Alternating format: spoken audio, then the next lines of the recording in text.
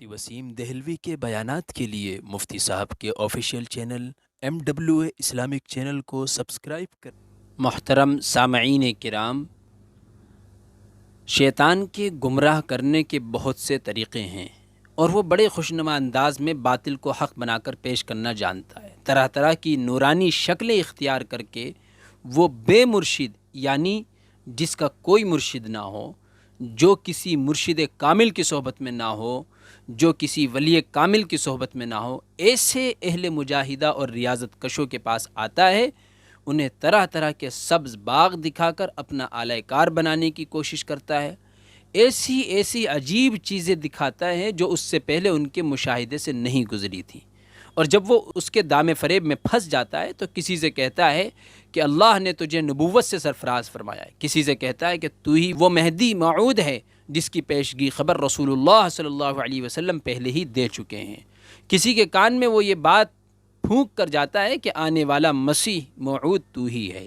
کسی کے لیے نماز میں تخفیف کر دیتا ہے، کسی کے لیے حلال اور حرام کی قید اٹھا کر رکھ دیتا ہے، اور کسی کو کہتا ہے کہ تمام روئے زمین پر تو خدا کا سب سے محبوب ترین بندہ ہے،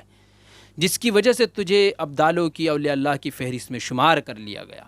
بہت سے عبادت گزار ابلیس کی نوری شکلیں دیکھ کر اور اس کی دل آویز صدائیں سن کر اپنی عقل کھو بیٹھتے ہیں اور شیطانی انکشافات کو من جانب اللہ یقین کر کے اس کے اعلی کار بن جاتے ہیں۔ اگر زہد و ورع اور ریاضت و مجاہدات کسی مرشد کامل کے زیر نگرانی عمل میں لائے جاتے ہیں تو معرفت الہی اور نور ہدایت کا حصول آسان ہو جاتا ہے، ورنہ بھٹکنے اور شیطانی جال میں پھنسنے کا بہت زیادہ خطرہ ہوتا ہے۔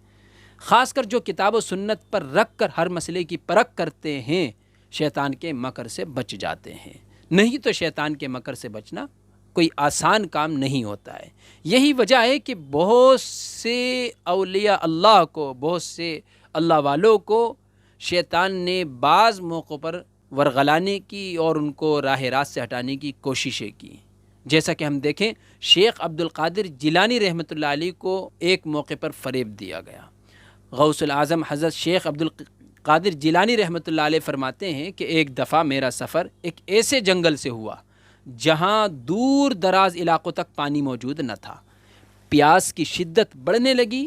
اور میں پانی پر دسترس نہ پا سکا۔ جب گرمی اور پیاس کی شدت سے میرا برا حال ہونے لگا تو حق تعالیٰ نے اپنی رحمت عنایت سے میرے لیے ایک ابر کا ٹکڑا متعین فرما دیا، جس سے وقتاً فوقتاً پانی کے قطرے گرتے اور مجھے راحت نصیب ہو جاتی۔ انہی ایام کی بات ہے کہ ایک ایسا نور بلند ہوا کہ جس نے آفاق عالم کو منور کر دیا۔ اس نور میں سے ایک عجیب و غریب صورت نمودار ہوئی اور مجھے آواز دی، اے عبد القادر،